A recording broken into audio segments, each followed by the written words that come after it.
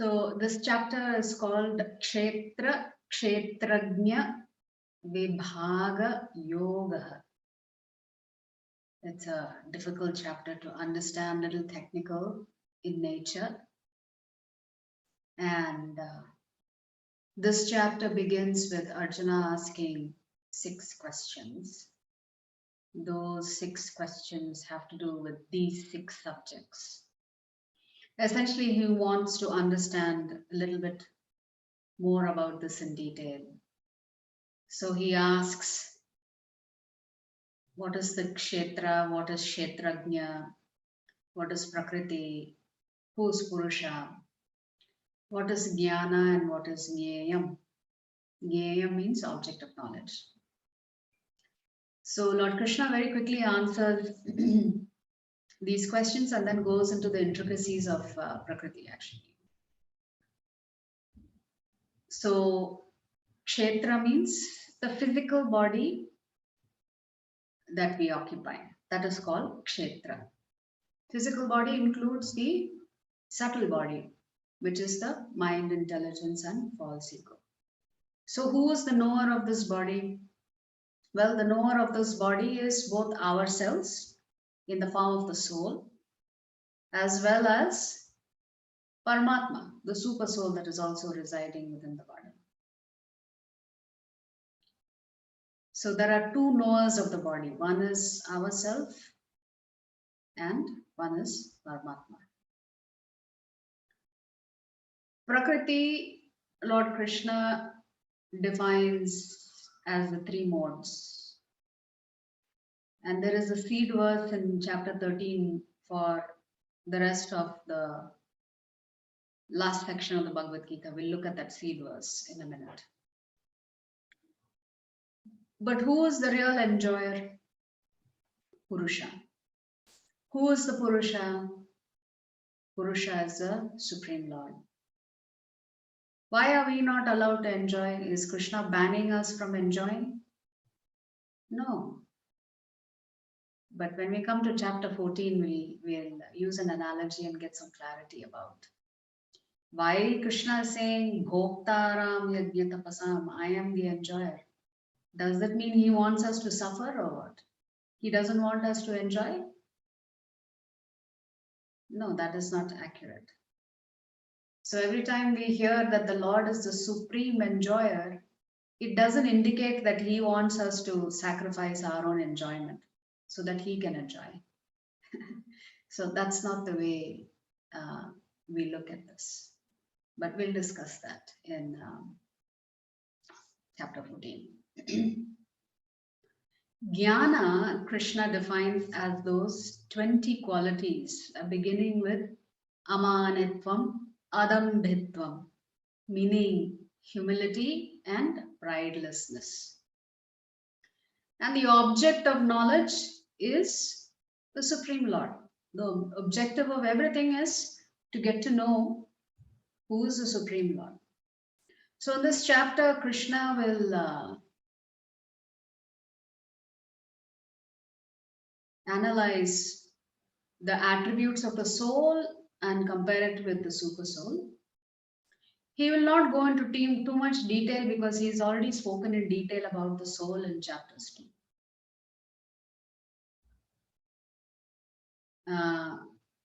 So essentially the difference between the soul and super soul. And then he talks about the difference between Jivatma, Paramatma and Prakriti.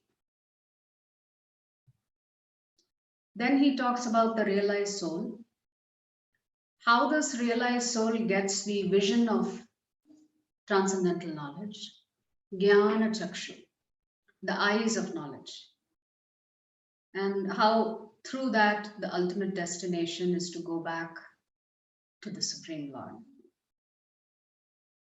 So when we read any scripture, we need time, we need patience, and as Krishna says, really devotional service is what allows you to understand this knowledge. So in the beginning, when we read, we may not comprehend a lot of these things, which is why Guru gives you a set of do's and don'ts. So if you follow those do's and don'ts over a period of time through your sadhana, realizations will come to you. So initially, we may not understand everything and we may not even comprehend it because we lack this jnana chakshu to comprehend it. But that does not mean we should stop reading the Bhagavad Gita because it's difficult to comprehend. A lot of things just go over your head. No, sometimes you read the shlokas and go, exactly what is Krishna trying to say here? You know. So this jnana chakshu comes through devotional service and comes through serving Guru. That's where you get your realizations. Otherwise, independently reading the scriptures on your own can be quite a struggle. So Krishna in this chapter is saying again that the Lord is inconceivable and even Prakriti is inconceivable. So one day, Prabhupada was with two of his disciples, one a Prabhuji and the other a Mataji. And his male disciple, whose name was Navadvipa. Apparently, these two disciples were having a conversation among themselves. And they came to a point where they didn't know who was right. Because they were discussing Krishna and Balaram. So, Navadvipa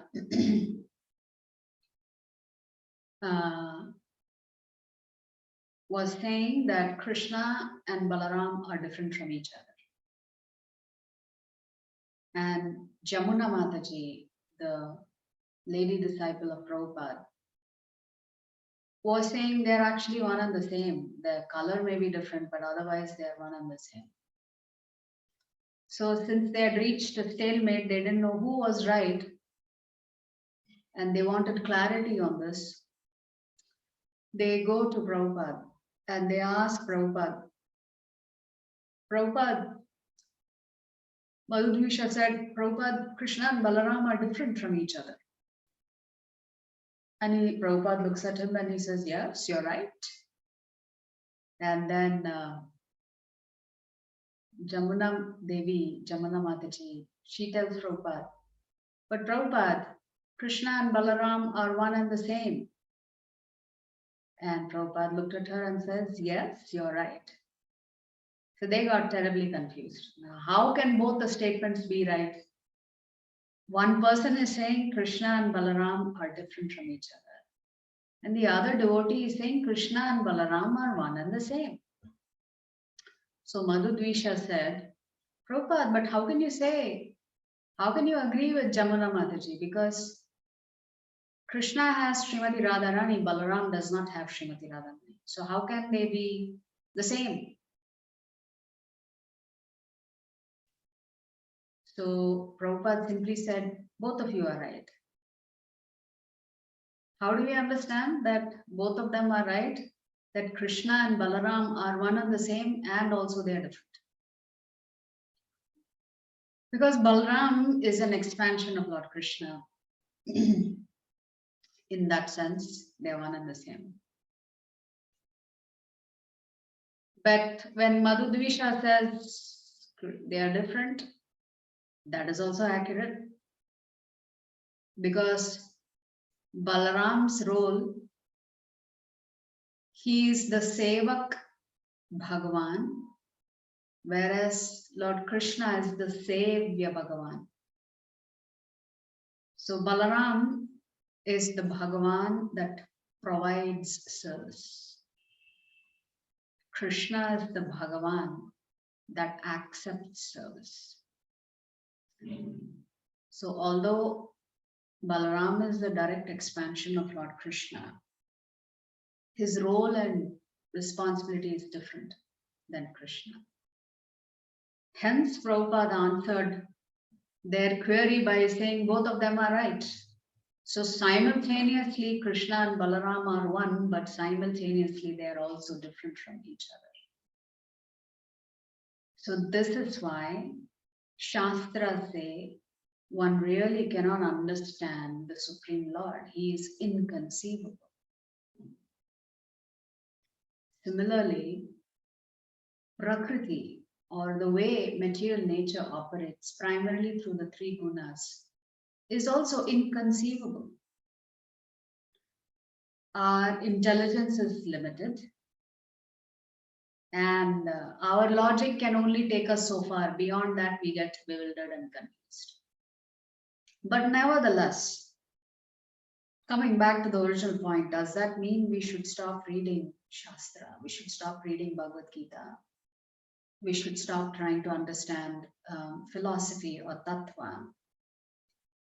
No, because it still is beneficial even if you don't comprehend. And in this regard, there is a little story to elucidate why approaching the Shastras is still beneficial for us, even if we don't comprehend it.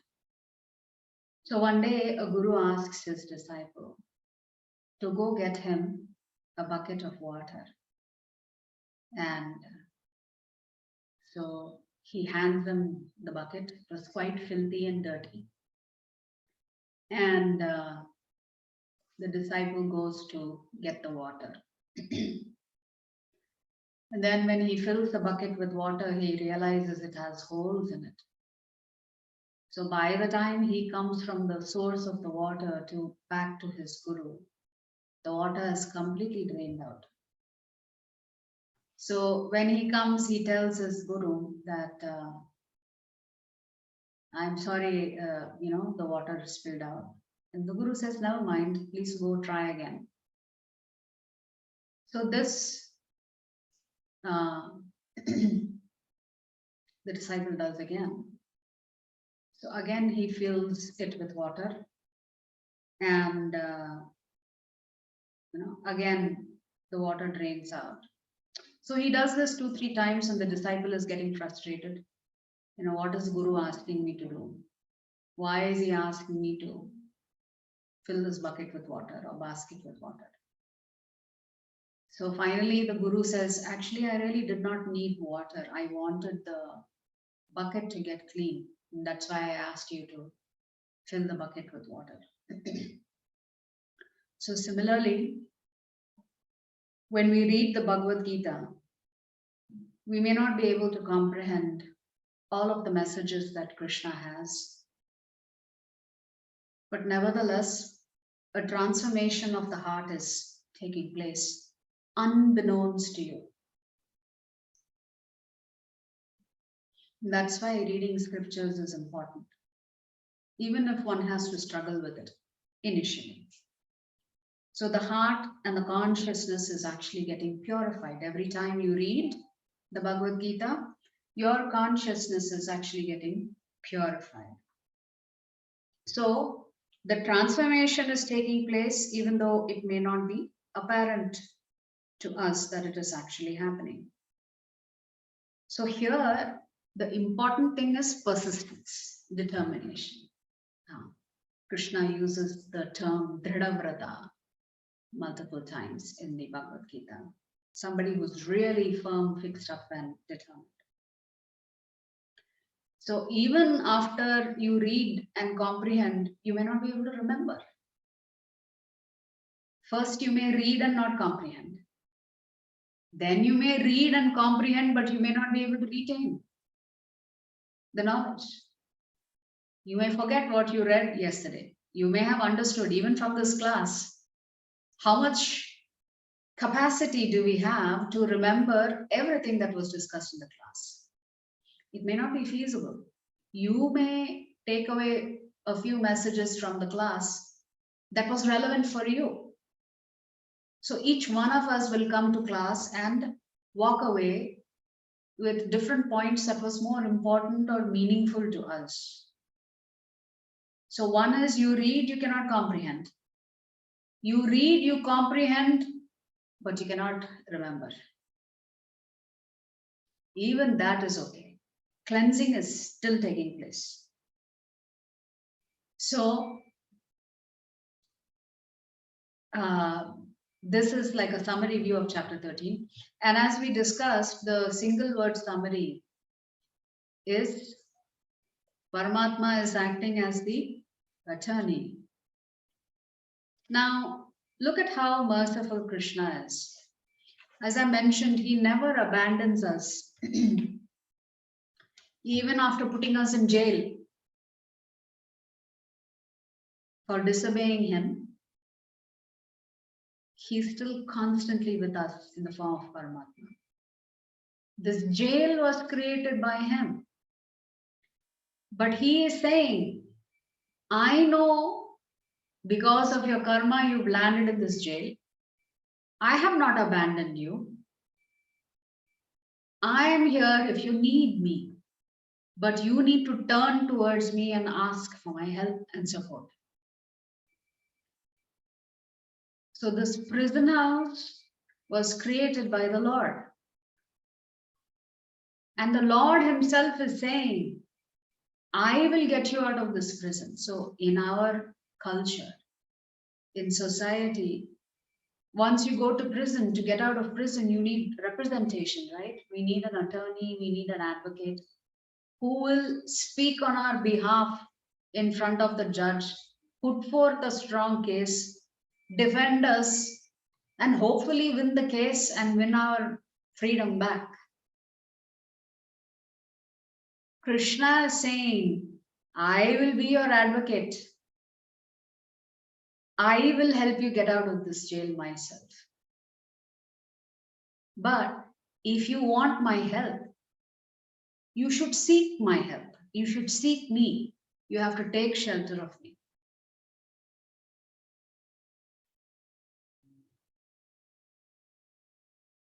I was speaking in the Rama Leela yesterday that when the Jivatma gets separated from the Lord for the first time, the Lord gets confused. He is wondering, is this Jivatma going to come back to me? I mean, does he want to come back to me? Has he forgotten me already? Should I intervene or should I not intervene? So the Lord is a little bit confused about why did the Jivatma separate from him in the first place? Is that because the Jivatma wanted to be separated from Paramatma? Does he care to come back to the Lord? Does he want to come back to the Lord? Does he want the Lord to intervene? So these questions the Lord has. So until the Lord himself is clear, what is it exactly that the Jivatma is trying to achieve? One may not receive his mercy. Of course, one can get the mercy from Guru and the other Vaishnavas such that the Lord feels compelled to intervene in our life because somebody else has recommended you to the Lord. If somebody else has recommended you to the Lord, then the Lord has no choice but to step into your life.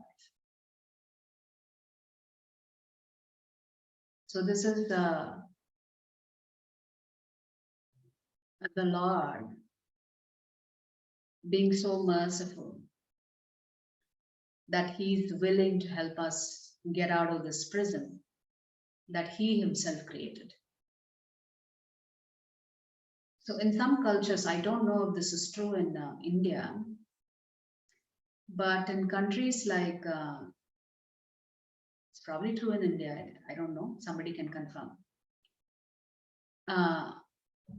Because I used to live in the US, I'm more familiar with the legal system there. Not that I was involved in any legal issues, but just through exposure. So if you get caught violating the law in the US and you cannot afford an attorney, the government has to give you an attorney, right? They will nominate the term that is used in the US is public defender. They are called public defenders because they are actually on the payroll of the government to act as an advocate for those who are in jail who cannot afford an attorney. So the government itself has public defenders to help the inmates get the right representation in the court. Does that happen in India? In India, does the government appoint an attorney if you cannot afford one? No, Mataji. In extreme cases, like no. In extreme cases where like nobody comes for nobody takes like a terrorist cases, something like that. In such cases, government appoints. Otherwise, one has to defend himself. Otherwise, they will get some chance at least. I see. Okay. Yeah. So that is the way the legal system works in the United States. If you don't have the money and you don't have the means, immediately the government will appoint you a public defender. Now, of course, we will not get into the quality of the public defenders. That's a completely different story altogether. So like that, the Lord himself comes to represent you and help you out of the jail. Hence, we said the single word summary for this chapter is Paramatma acting as your attorney. A few quick pastimes in connection with this chapter. When Krishna defines knowledge, the very first word he uses is humility, emphasizing the importance. Of course, we also said devotional service is important. And in relation to devotional service, Acharyopasanam, which is taking on a spiritual master, is also important. Krishna mentions that practicing unalloyed devotional service and acting under the instructions of a spiritual master is two of the items of knowledge out of the 20. But the very first two, amanatvam and adambhitvam, in relation to amanatvam, which is humility. Let's just discuss. What is the definition of humility? Can somebody make an attempt to define what is humility? What is humility?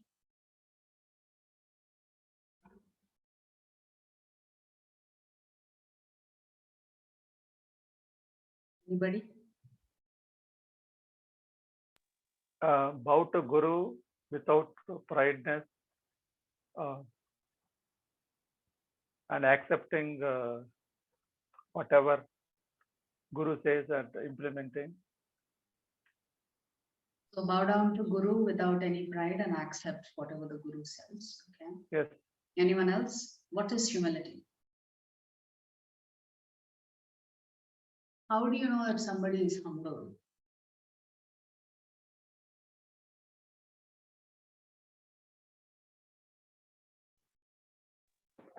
Hare Krishna Maharaji. Hare Krishna. Yeah.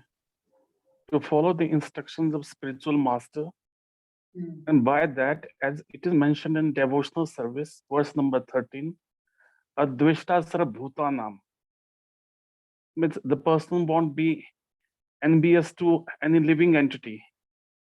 So he will be humble and polite.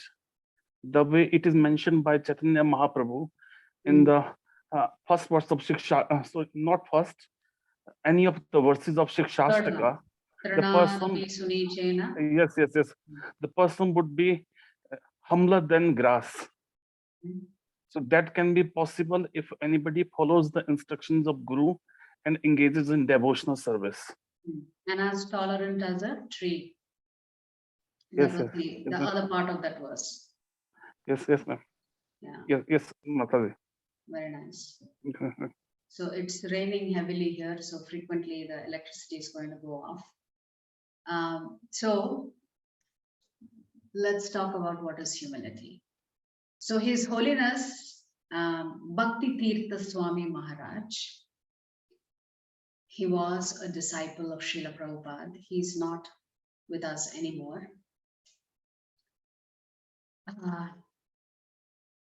A Princeton graduate, very well educated,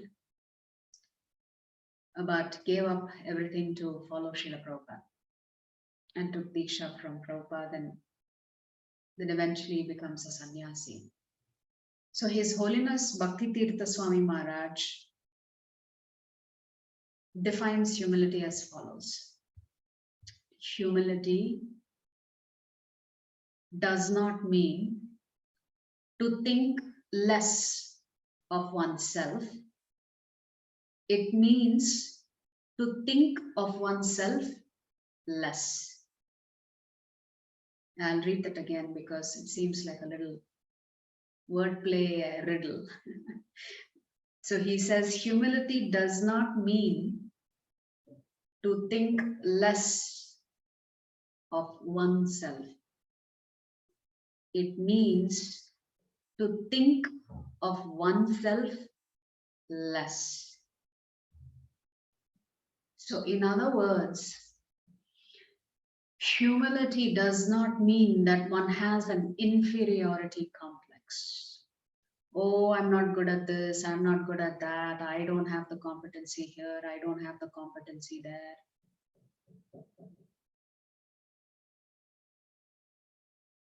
Humility means less of I.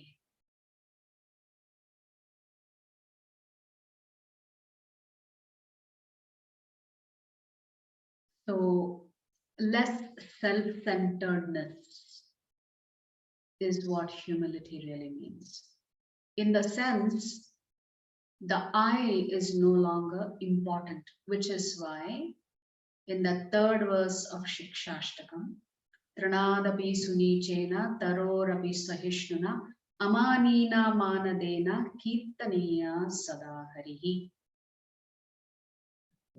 So Chaitanya Mahaprabhu says that we should be humbler than the blade of grass. The blade of grass is trampled on all the time, yet it does not protest. And we should be as tolerant as a tree. A tree undergoes tremendous experiences, rather, the impact of extreme weather. But it doesn't move from its place, it stays there. The tree also gets cut by human beings. It does not protest. It still provides shelter, it still provides fruits, it still provides shade. So this humility means we should not be self-centered. Essentially, less of ego, less of the I. We were talking again yesterday in last night's class that, Bharat Maharaj was not trusted by the Ayodhya Vasis because they assumed that he was part of the conspiracy to send Lord Ram to the forest, that he had a role to play in that, although he really did not. But still, because of his association, proximity to Kaikeyi, his reputation was tarnished. No matter how much scorn was heaped on him, and how much the Ayodhya Vasis, some of them would humiliate him, he never gives up his service of the Supreme Lord. That is both determination service attitude, and humility, all combined in one person. So that is humility. No matter how much you may get insulted, you still continue to do your duty towards the Supreme Lord. And I was telling, unfortunately for us, our egos are so huge. If we go to the temple and another devotee criticizes you, or chastises you, or tells you you're doing something wrong, some of us will feel so insulted we'll never come back to the temple again. Why? Because that I is so strong. So humility also means that anything positive that happens in our life, we give full credit to Guru and Krishna. We think anything good that is happening in our life is because of the mercy of Guru and Krishna. But anything negative that happens in our life, we take full credit and responsibility for it. So that's another facet of humility. That if something good happens, you think you really didn't do anything to deserve it. If something bad happens, you take complete responsibility for it.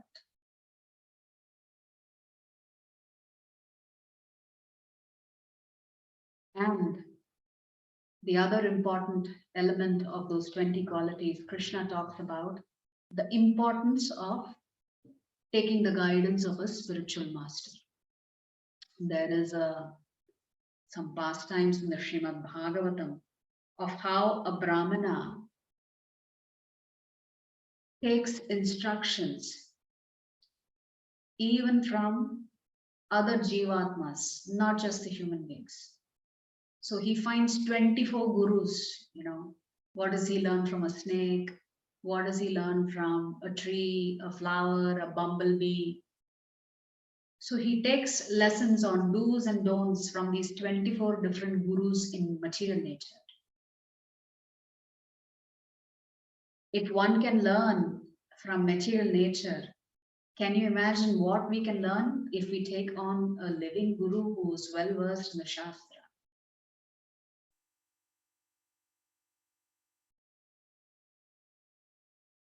So one day a disciple of Srila Prabhupada tells him, Prabhupada, you are so dear to me. I want to serve you life after life after life. I don't want to be separated from you. Now the bhava is a very nice bhava. That you love your guru so much, even if you were to take birth again, you want to be reconnected with Guru so that you have an opportunity to provide seva again. So the sentiment was very nice. But when Prabhupada heard this, Prabhupada chastised his disciple. He told his disciple, why do you want me to come back again and again to rescue you? So Prabhupada was looking at it differently. The disciple was looking at it differently. The disciple's mood was, I'm not perfect. It may take multiple lifetimes for me to perfect to go back to Krishna. So Prabhupada, please, whatever happens, I want to serve you life after life. Prabhupada's mood was, I am your guru. If you follow my instructions, you will come back to Krishna in this one life. Why do you need multiple lifetimes? And if you take birth again and again, I have to come back and take birth again and again. That was Prabhupada's point. So this is the position of guru. Guru means constant chastisement. You may think you're smart, or you may think your sentiments, or your guru will appreciate you very nicely for your sentiments. So this is the mood of guru. The mood of guru is to always make sure you understand the importance of following the instructions of guru, to make the instructions of the guru your very life and soul. Srila Prabhupada, he has written more than 80 books. 80 books. Every page has the name of the Supreme Personality of Godhead, Lord Krishna. 80 books he has written, translated, provided his purpose.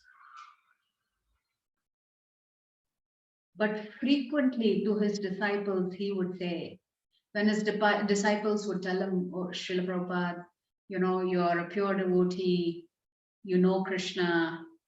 Of course, Prabhupada was a pure devotee. There's no doubt about that. But Prabhupada would object. He would say, no, I don't know Krishna. Imagine a great Acharya writing books and speaking every day about Lord Krishna, engaging everybody in the service of Lord Krishna, constantly chanting the holy names of the Lord. Such a great Acharya is telling his disciples, actually, I don't know Krishna. And his disciples were shocked. They asked Prabhupada, what do you mean, Prabhupada, you don't know Krishna? Prabhupada says, yes, I don't know Krishna. I only know the instructions that my Guru Maharaj has given me. And I'm doing my best to try to execute the instructions that my spiritual master has given me.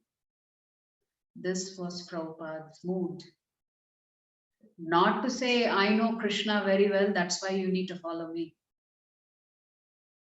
Prabhupada's mood was, I am dedicated and I have accepted the two instructions that he got from his Guru as his very life and soul, and did everything and more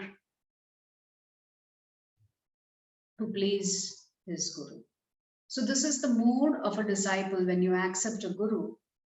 Your mood is, what can I do to please my Guru? What will make my Guru happy? And every Guru will be pleased if you follow Krishna's instructions where he says, preach this knowledge, expand this Krishna consciousness, get more souls connected to Krishna.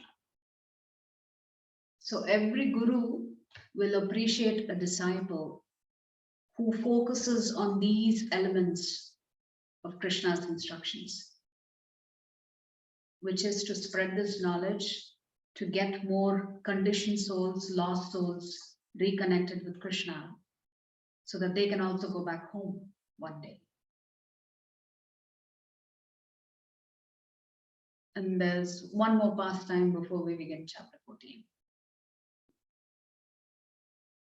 We were talking about Sripad Ramanujacharya last night.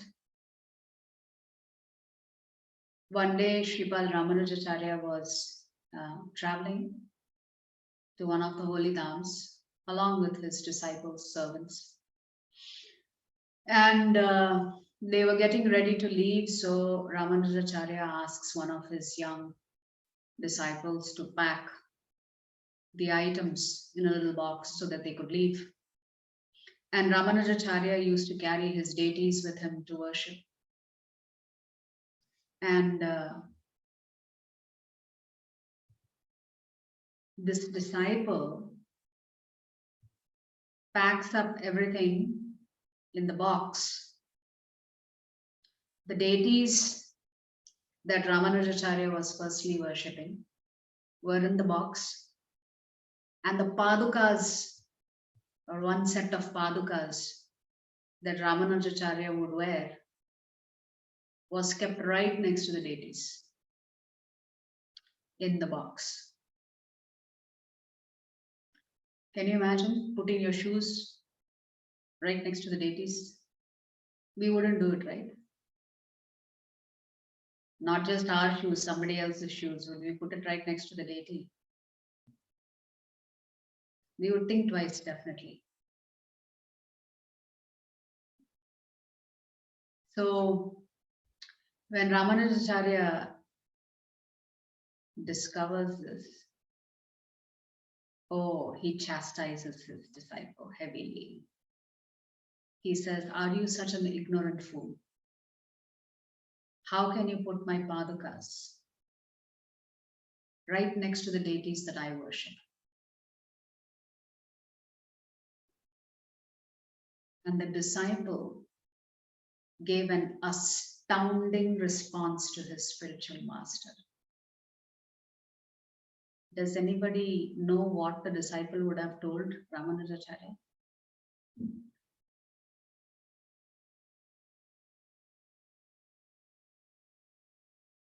Anybody wants to guess? What do you think the disciple told Ramanujacharya? The deity is sitting right next to the Padukas that Ramanujacharya wore on his lotus feet. So the disciple tells Ramanujacharya, for you the deities are worshipable. I don't know the deities. For me, your Padukas are worshipable. The deity for me is your Paduka because you are my spiritual master. I really don't know anything about the deities that you are worshipping. So Ramanujacharya was very pleased to hear such deep realization from his disciple. Understanding of the core that serving the spiritual master is the life and soul of the disciple, because the disciple does not know Krishna.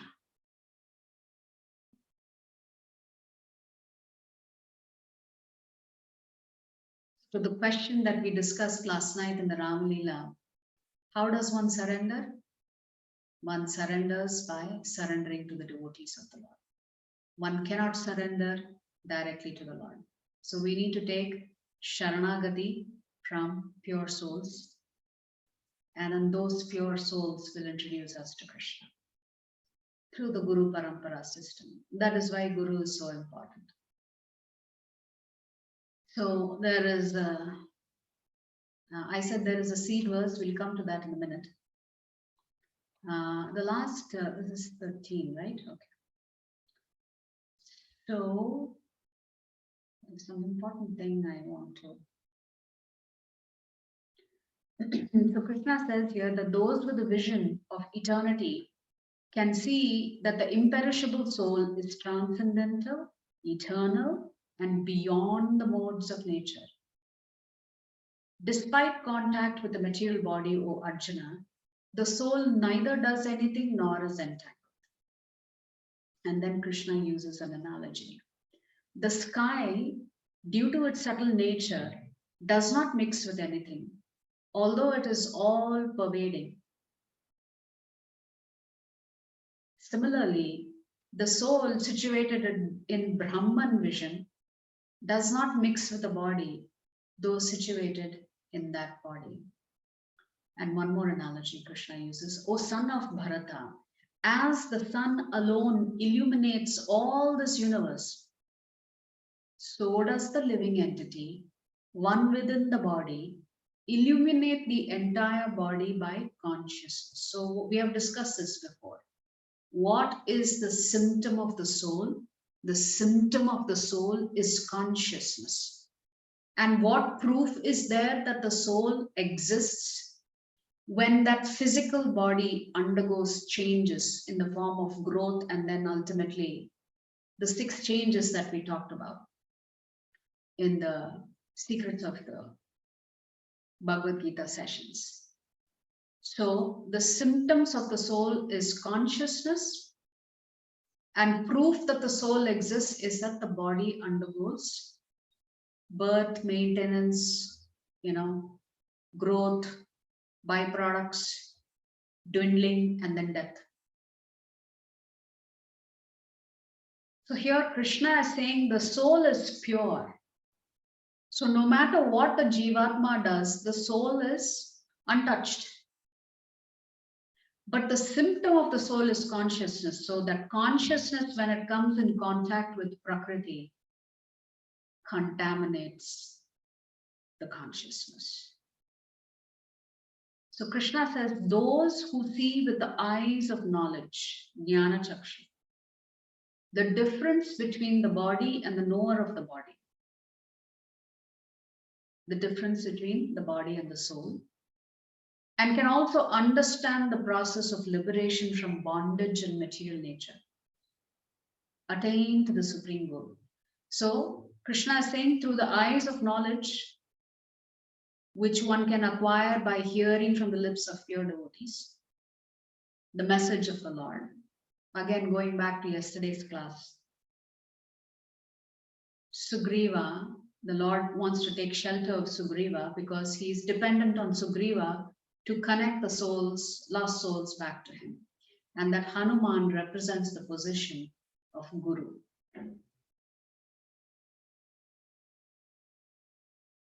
So one who also understands that we are trapped, that we are actually in this jail, they can attain the supreme goal. So for chapter 14, the seed verse is 22. So let's look at it.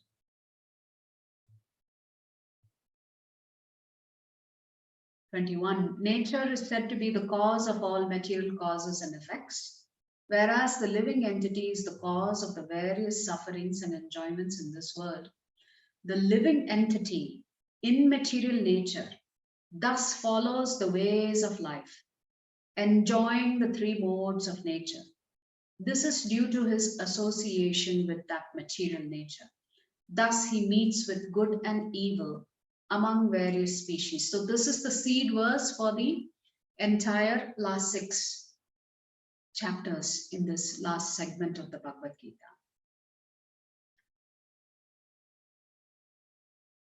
So how Prakriti actually dominates us is the theme of the last 6 chapters in the form of the prison house. But what is this prison house? This prison house is actually the 3 gunas. So today's chapter is titled Gunatraya Vibhaga Yoga. Gunas, the 3 gunas. Traya, 3. Vibhaga Yoga, the 3 modes of material nature. So we said, this Jivatma is occupying this prison house in the material world.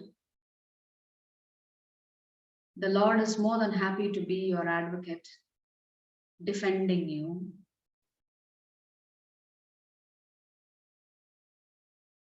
And helping you get out of this prison. So this prison has bars, right? Prisons have bars. What are the 3 bars? These are not physical bars.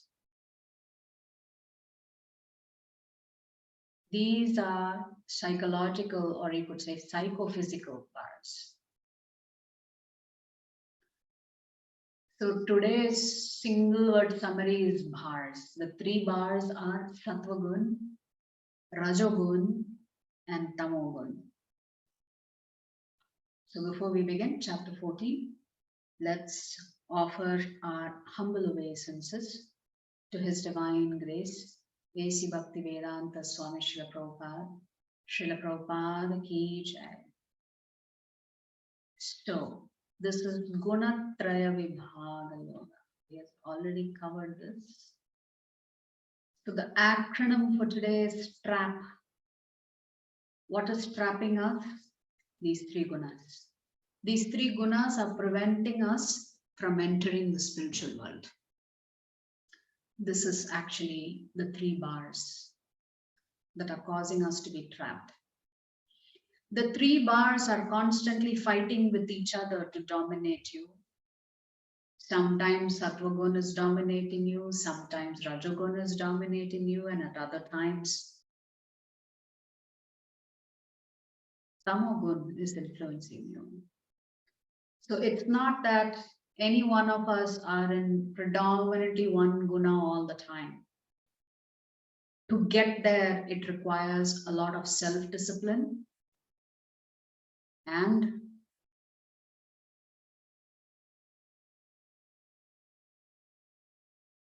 introspection, which is difficult to do. And then Krishna is going to talk about how we tend to act when we are under the influence of these different modes. If you are under the influence of Sattvagun, what happens to you? If you are under the influence of Rajagun, what are your characteristics? If you are under the influence of Tamogun, what do? He will introduce that at a very high level. He'll define these three gunas and talk about the high level impact of these three gunas on us. In a future chapter, he will go into much more detail about the three gunas. So, which is called actions in the modes. And then he will essentially tell Arjuna, all of us should try and come to the Sattva-gun stage. Because only when you reach the Sattva-gun stage can you actually access divine knowledge. It's the springboard for spirituality.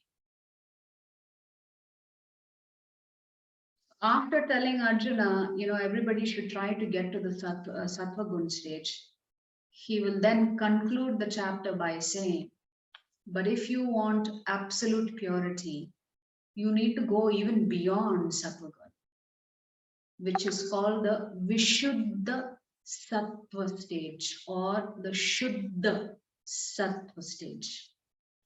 And after hearing Krishna talk about this Vishuddha Sattva, Arjuna becomes curious and he asks a question. Oh, what is this Vishuddha Sattva stage? What kind of people have achieved this kind of stage in their life? What is their conduct? What is their behavior? So similar question Arjuna will ask. Who are these personalities who transcend even the Sattva-gun and come to the platform of Shuddha Sattva state? Because once you're on the platform of Shuddha Sattva state, you have entered the spiritual realm. So that's how the chapter is going to conclude, with Krishna answering Arjuna's questions. So the three modes, please recite after me. Sattvam sukhe sanjayati. Sattvam sukhe sanjayati. Rajah karmani bharata. Rajah karmani bharata. Jnanamavritya tuttamaha. Jnanamavritya tuttamaha. Pramade sanjatyatvyuta. Pramade sanjayatitva. O son of Bharata, the mode of goodness conditions one to happiness. Passion conditions one to fruitive action. And ignorance, covering one's knowledge, blinds one to madness. So Krishna is saying, if you're in the Sattva-gun, you become accustomed to happiness, not Ananda. We're talking about Sukham here, not Ananda. So Krishna is saying, when you are in the stage of goodness, you become conditioned to happiness. See what happens when you are constantly in the mode of goodness? It simply means everything is going nicely for you in your life. You barely have any problems in life. You're leading a very nice life, and therefore you become used to it.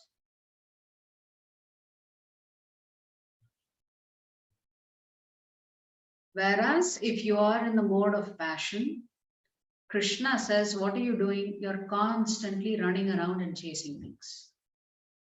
You are always wanting something. So people in Rajagun are very, very active. That does not mean devotees are not active. Devotees are also active. But we are active for Krishna.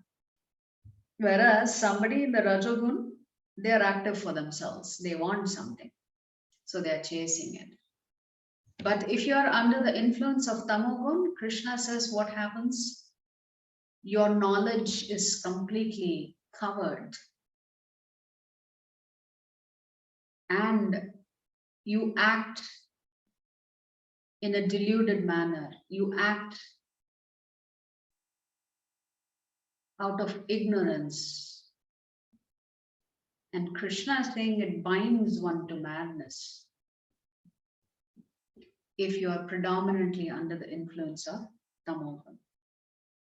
So the three modes can be compared to the three primary colors: red, yellow, and blue.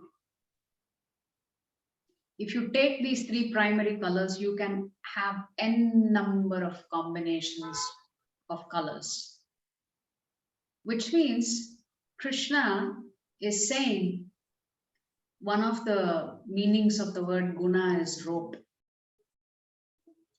These three gunas act like a rope. They intertwine with each other so tightly that you're unable to cut this rope that is binding you. And Krishna says Prakriti and the way Prakriti operates is so difficult for us to understand. That these three gunas determine your personality, it determines how you behave, it determines how you fulfill your physical needs, it determines your mental condition, it determines your psychological condition. So, the Jivatma experiences a multitude of emotions, ups and downs in life, because the three gunas have become so tightly intertwined with each other that they're constantly pulling you in different directions. Sometimes even against our wish, it seems, against our better judgment. That's how powerful these three gunas are.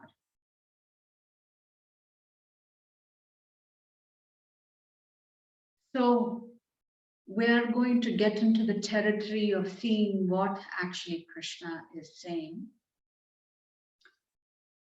Not necessarily in this chapter, so we'll go over some tables very quickly in terms of the typical behavior, likes, tendencies, attitudes under these three gunas.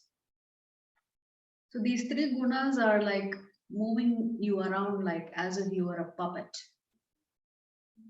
Krishna is saying you have to break free of this puppetry. Even the sattva gun is one of these strings. Krishna is saying as long as you are being operated on, even under the sattva gun, you cannot come back to me. But it is better to be in the sattva gun than to be in the rajagun or tamagun. Because at least if you are in the sattva gun, you may become influenced to take up Krishna consciousness.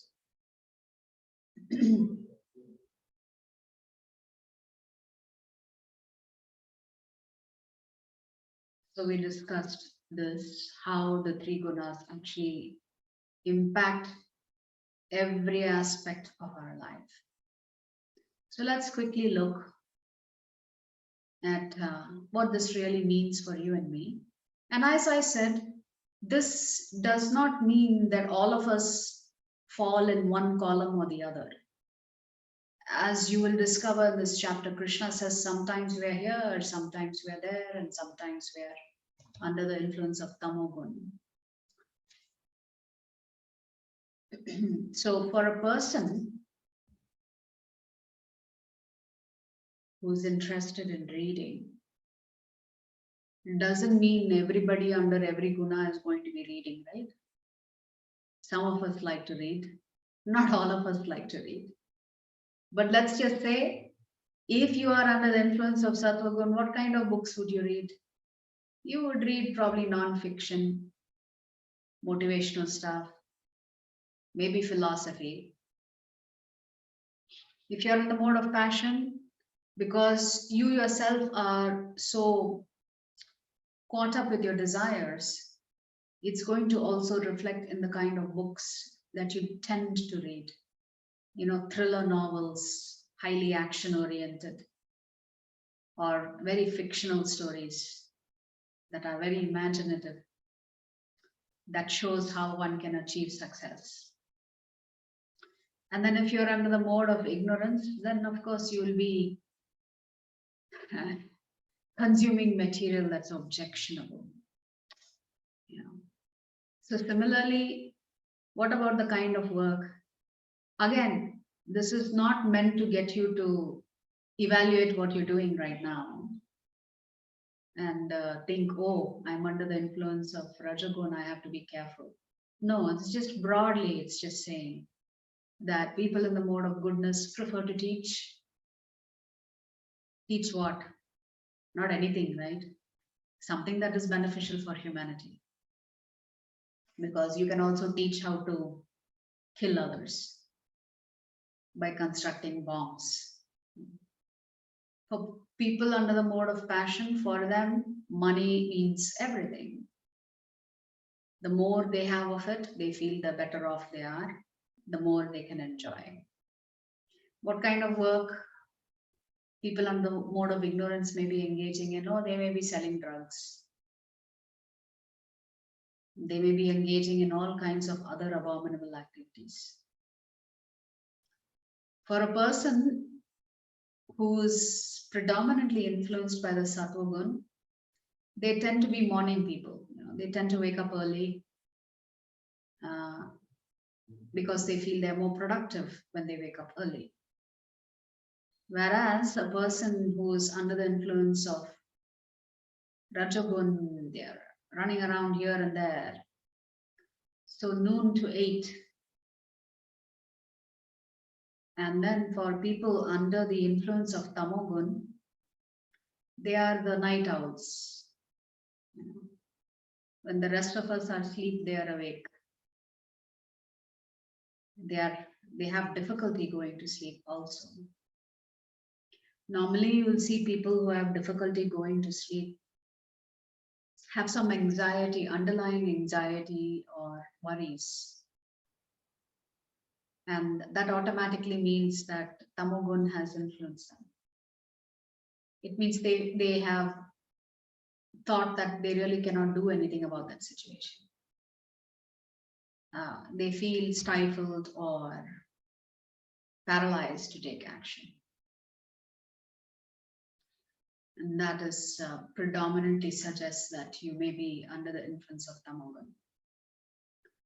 Music, okay, when it comes to music, a person in Sattvagun may prefer to listen to soft music, gentle music that's gentle on the ears, gentle on the mind. Whereas people who are very passionate may like rock and roll kind of music, jazz music. And people under the mode of ignorance tend to listen to music that is very loud, very jarring.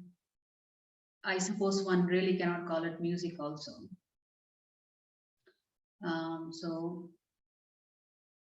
This is the tendency of people under the Tamogun.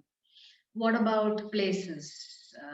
Person in the mode of goodness prefers a lot of greenery, parks, forests. And city life is definitely Rajasic. When you're living in the city, you feel so under pressure for time. You're always running here and there, and you feel you just don't have time to relax. That's why everybody goes on vacation, to the Himalayas, or what is that, Rishikesh, or they go off into some forest, or they go to the beach, because they want to escape city life, because city life is very stressful on us. Because it's always on the go. There is no room for relaxation. Of course, within cities, there are pubs and nightclubs. So some of us choose to spend our time there. And so I want to be clear.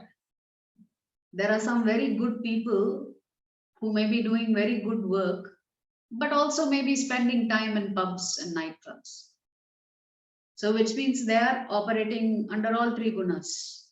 Sometimes they hang out in pubs and nights and take part of the nightlife, and sometimes they are very, very busy with their work and activities, and sometimes they go into the forest for a break. So a single person can be influenced by all three gunas. So there is no, it's like a broad road with 3 lanes, and you can move from one lane to another and from another lane to another. And you're constantly changing your lanes. To stick to one lane means you're predominantly under the influence of one particular guna. What kind of foods does a person in the mode of goodness generally have? Vegetarian food, something that is healthy, wholesome, juicy. And the kinds of food that people who are rajasic enjoy: spicy food, sour food, hot meaning temperature hot, very pungent foods. People in the mode of ignorance enjoy eating dead things, rotten things, decaying things, untouchables.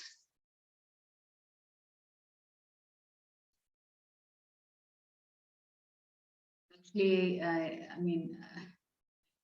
I was reading somewhere that, or I was hearing something, I think from Sadhguru, from the Isha Foundation. I remember hearing one of his videos where he was saying that even if you're a vegetarian, you should have food that is alive. What does that mean, food that is alive? It means that particular fruit or vegetable or leaf should be freshly plucked. And that is the healthiest way to eat. And he was saying, it is better to have these foods raw, whichever ones can be had raw, for good health. And of course, cooked vegetarian food is better than cooked non-vegetarian food. So in our culture, many years ago, I'm sure, in your own family life, you would have discovered your grandmothers would have purchased vegetables on a daily basis. And then they would cut it and make the sabji and other things. These days, we buy frozen everything. And I do this, I know. I buy vegetables, cut it ahead of time and put it in the fridge. In those days, people didn't have fridge. So the best food for us is freshly grown, plucked foods that we prepare and eat that day. Not something that has been sitting in the freezer for God knows how long. It's not necessarily good for you. So even in vegetarian food, Sadhguru is saying that you should have things that are still alive, that still have prana. Right? So the pranic quality of the food determines our health, actually. What about the state of mind? A person in the mode of goodness, as Krishna has said, gets conditioned to happiness. But the nice thing about the sattva guna is that it also opens you up to knowledge. And that means it also opens you up to spirituality. Whereas if you're in the mode of passion, you're always agitated, you're not able to sit still, you're always chasing things.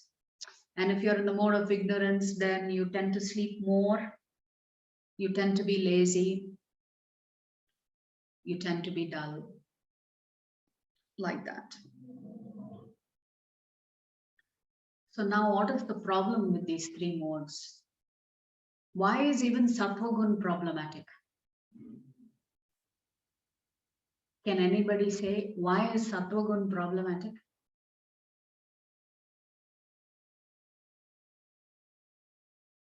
I think the answer is there on the slide.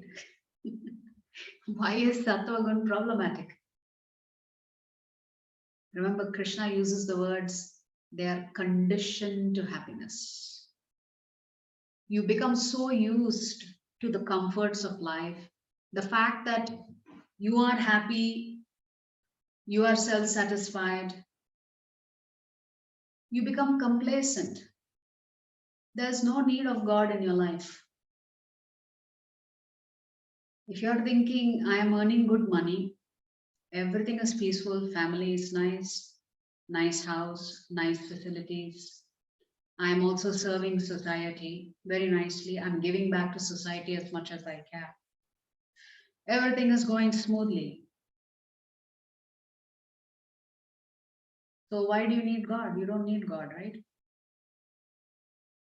Would a person who is happy and self-satisfied have the need to search for God?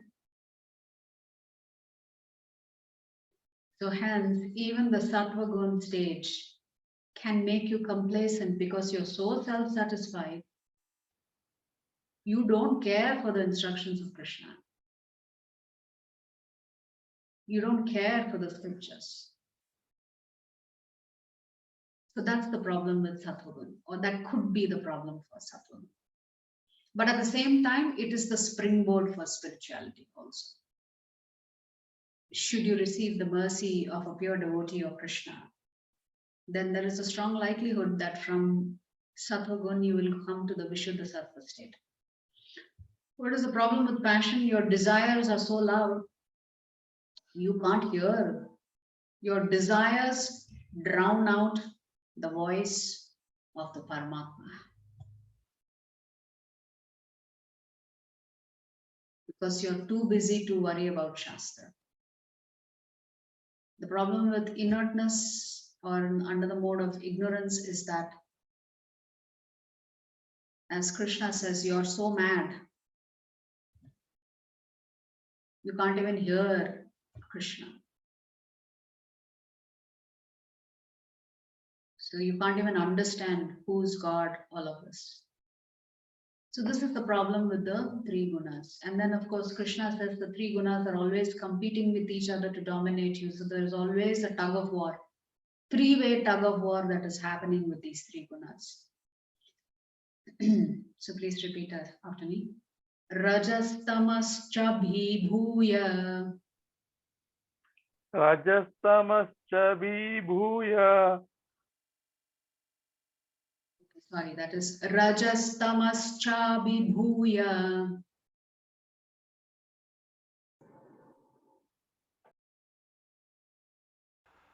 Rajastamashchabhibhuya Sattvam bhavati bharata. Sattvam bhavati bharata. Rajasattvam tamaschaiva. Rajasattvam tamaschaiva. Tamasattvam rajastatha. Tamasattvam rajastatha. What is Krishna saying? Sometimes the mode of goodness becomes prominent, defeating the modes of passion and ignorance, O son of Bharata. Sometimes the mode of passion defeats goodness and ignorance. And at other times, ignorance defeats goodness and passion. In this way, there is always competition for supremacy. So Krishna is saying these three gunas are always fighting to dominate you. Which explains all the dualities that we feel in our life. Sometimes we're happy, sometimes we are irritated, sometimes we're sad, sometimes we're anxious. Sometimes we feel like we're on top of the world and sometimes we feel like we are in the drainage somewhere. Why do we feel all of this? Because of the influence of the gunas, the three gunas. So when goodness dominates, then you are more likely to come to the platform of simplicity, leading a dharmic life, etc. When passion dominates, well, it is all madness. Madness not in the ignorance madness, madness, mad being busy. And this is ignorance. You're too busy eating all kinds of objectionable things that causes you to become lazy, mad, indolent, asleep most of the time. So, at different points in the day or even at different points in our life, we may go through periods of being happy, chasing things, and being distressed. So this cycle just keeps continuing. So now Krishna is going to come to the point of Shuddha Sattva state. So please repeat after.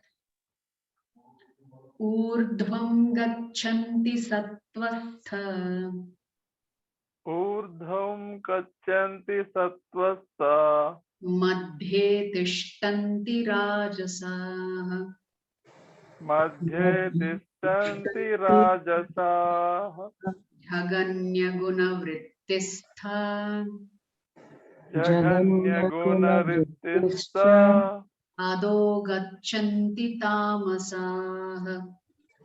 ado gachanti tamasaha. So Krishna says, those situated in the mode of goodness gradually go upward to the higher planets. Those in the mode of passion live on the earthly planets. And those in the abominable mode of goodness, abominable mode of ignorance, go down to the hellish worlds. So Krishna is now talking about how the gunas also influence your destination. Destination means your next birth. So when you're in the mode of goodness, obviously you are accumulating a lot of punya and very little or no papa. So when you have accumulated so much punya, well, you have to be rewarded for it. And how does the Lord reward you for all that punya? He sends you to a place called Swargaloka, or one of the higher planets. So you can enjoy yourself. Once your punya balance comes down to zero, you have to come back to the middle planetary systems and take birth again. So that's another problem with Sattva. Those in the mode of passion live on the earthly planets because they have so many desires, they'll keep taking birth again and again and again. What about those in the mode of ignorance? They go down to the hellish worlds. Actually, here in this chapter, Krishna talks about two outcomes for those who are under the mode of ignorance. One outcome is that you can go into a lower species. So let's say you like eating meat a lot. Then one such body that you may take is one of a tiger or whatever, one of the lower animals that has to kill to obtain its food. The other aspect is Krishna says you actually go down to the lower planetary systems to suffer. So both are outcomes of being under the influence of Tamogun. So now these are directly from the shlokas. This table are directly taken from the shlokas. So Krishna says, if you're in the mode of goodness, you are on the platform of happiness and knowledge and you're free from sin. Whereas if you're in the mode of passion, you have unlimited desires and longings and therefore you're always looking to achieve them. If you're in the mode of ignorance, Krishna has already talked about madness and he's talked about indolence and sleep. Indolence means being lazy. Gates of the body illuminated by knowledge. Krishna says if you are under the influence of Sattva Gun, all 9 gates of your body are illuminated by knowledge. Whereas if you are in the mode of passion, you are very attached to things. And you believe in working hard and you work hard, but your desires are not under control. So you always hankering for something or the other. You're not happy with whatever you have. That causes you to chase things more and more. If you're in the mode of ignorance, then Krishna says, then you're experiencing darkness, inertia, madness, illusion. Destination, higher planets for those in the mode of goodness. You can go even as high as the Tapaloka, Maharloka, where the rishis live. The rishis live above the demigods.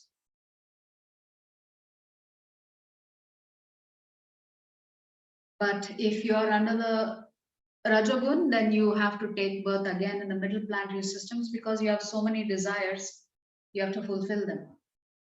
But there's no guarantee that you'll come back in a human form, even if you're in the Rajogun mode. And here Krishna says that one can even go into the lower species upon death. In the earlier slide we saw, you can go to lower planetary systems. What about the actions in the mode? 3 modes. How does one act? Now Krishna is going to talk about that. So let's recite.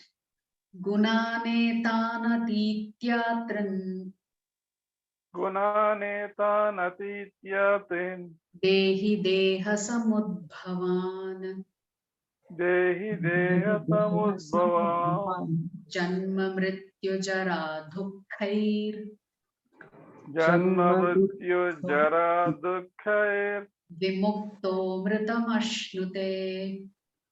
Vimukto mritamashnute. So when the embodied being is able to transcend these 3 modes associated with the material body, he can become free from birth, death, old age, and their distresses, and can enjoy nectar even in this life. So this is the shloka where Krishna talks about the Shuddha Sattva state or the Vishuddha Sattva state. Krishna is saying ultimately the 3 gunas are controlling you like puppets. Even the Sattva Gun is controlling you, which means you have to break free of even Sattva Gun. And he is saying you have to transcend these 3 modes.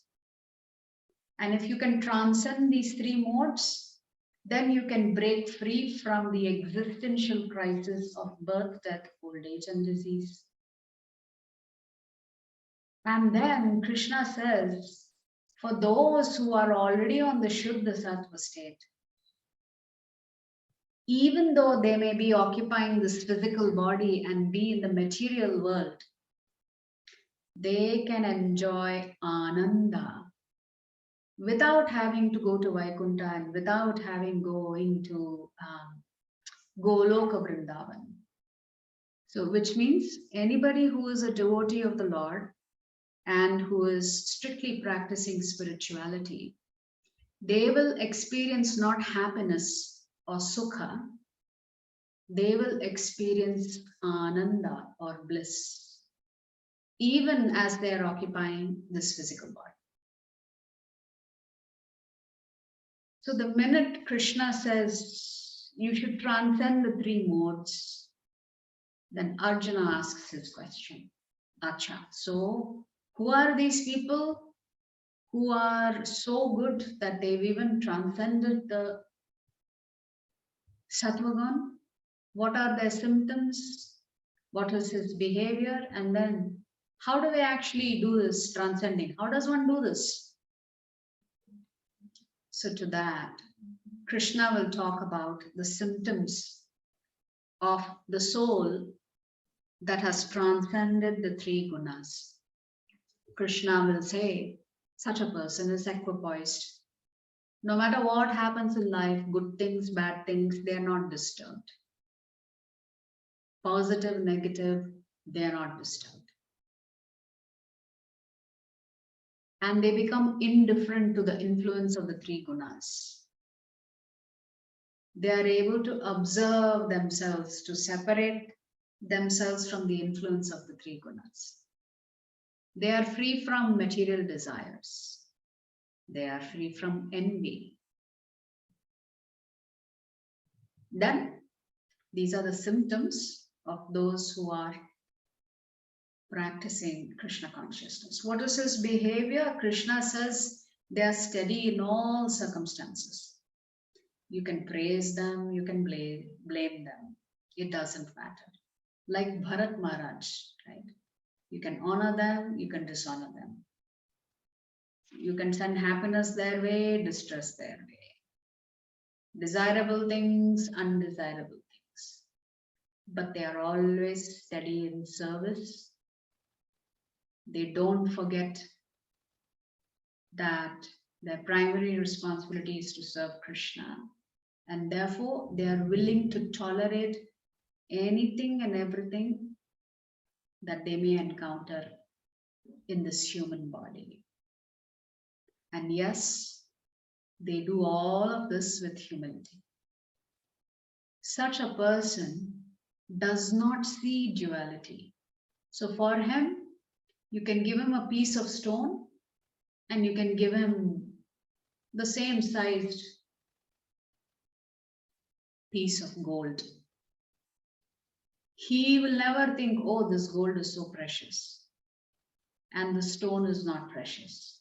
For him, everything belongs to the Lord.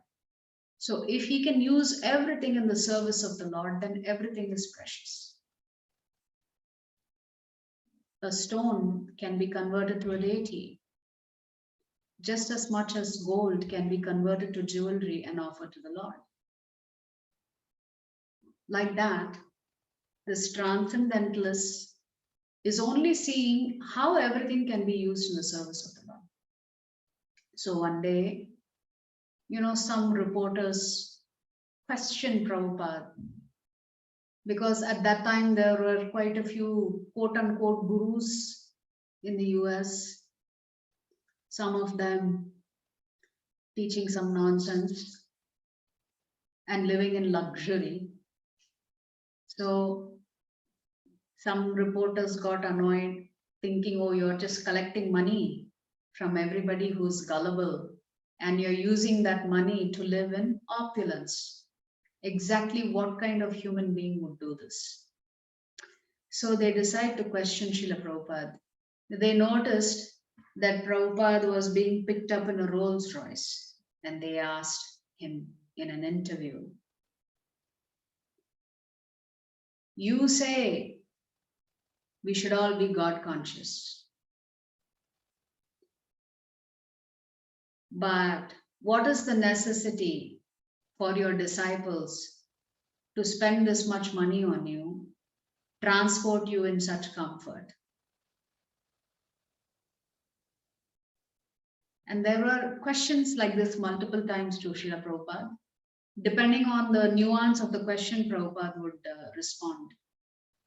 So here, in this context, Prabhupada tells the reporter, actually my disciples should pick me up and drop me in a gold Rolls Royce, not any ordinary Rolls Royce.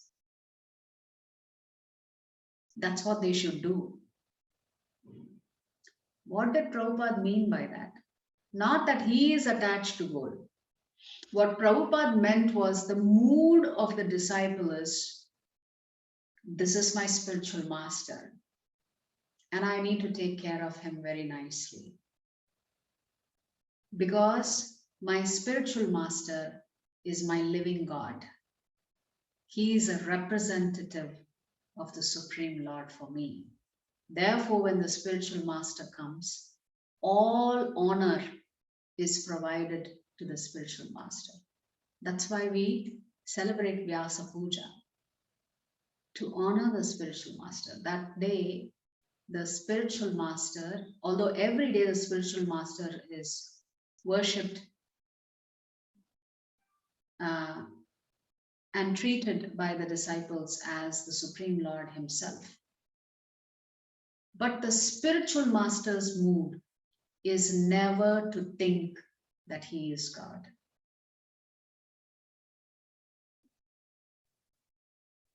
So Prabhupada would frequently criticize modern day society.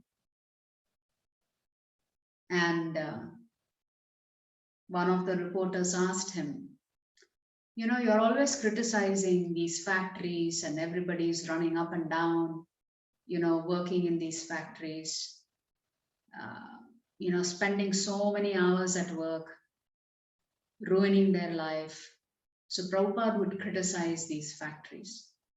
And a reporter very cleverly asks Prabhupada, but then I notice that you are using the microphone, you are using the dictaphone, you are using the aircraft, you are using the car. So you are criticizing modern day factories, but you are using the objects that come out of these factories. It's a very legitimate question, right? Because Prabhupada in his lectures would criticize the need for mass production, etc. So Prabhupada said, the objective of our life is to practice spirituality. Whatever you produce in the factory, if that is used in the Lord's service, then that is perfect, because even what you produce in the factory, you're producing it from the energy of the Lord. Therefore, anything that has been given to us by the Lord, whether it is in its original form or whether it is converted to a product, Prabhupada said that must be used in the service of the Lord, because that benefits all of humanity when that is being used in the service of the Lord. But then Prabhupada says, I am objecting to the fact that people are becoming attached to just money, money, money, and money. And they're ruining their health, they're ruining their life, becoming attached to this factory models of production. So we have to be cognizant of the fact, and hence here Lord Krishna says to a divine person, the earth and the stone and the gold are all the same. Why are they all the same? Because all of them can be used in the service of the Lord. That's how a pure devotee looks at the Lord's energy. Anything and everything can be used in the service of the Lord. The second thing is, a devotee of the Lord never distinguishes and says, this is my friend, this is my enemy, etc. Everybody is equal in their eyes because they see Paramatma in everybody, in all the Jivatmas. The last thing Krishna says is, such a self-realized person does not act whimsically. And most importantly, Krishna says, they surrender and they are determined in their spiritual practices. So this is an important shloka for us. Let's recite it. Mam chayo vyabhicharena Mam chayo vyabhicharena bhakti yogena sevate bhakti yogena sevate sagunan samatityaitan sagunan samatityan brahma bhuyaya kalpate. Brahma bhuyaya kalpate. So in conclusion, Krishna is saying, one who engages in full devotional service, unfailing in all circumstances, at once transcends the modes of material nature and thus comes to the level of Brahman. So you see, repeatedly in every chapter, Krishna comes back to this theme of being his devotee and performing devotional service. because that is the topmost platform for us to eradicate the cycle of birth, death, old age, and disease. So the acronym for today was TRAP. We are trapped by the three modes. The modes are always racing to dominate you. The different types of activities under the influence of these modes, and what does purity or should the sattva state really mean? What are the characteristics of the person and what do they do? So we really didn't read anything from the chapter today directly, but it's mainly Krishna talking here. And there are a few important points from a couple of shlokas that I will cover tomorrow, because we're already taken 20 minutes more of your time. So I need to cover a few important aspects in the chapter beyond what we read on the slides. So the single word summary for today's chapter is the prison bars, or the bars. And the bars are the three gunas. Okay. So tomorrow we'll pick up chapter 15, which is Purushottama Yoga. It's a very short chapter, just 20 shlokas. So if there are any questions, I'm happy to take them now. Otherwise,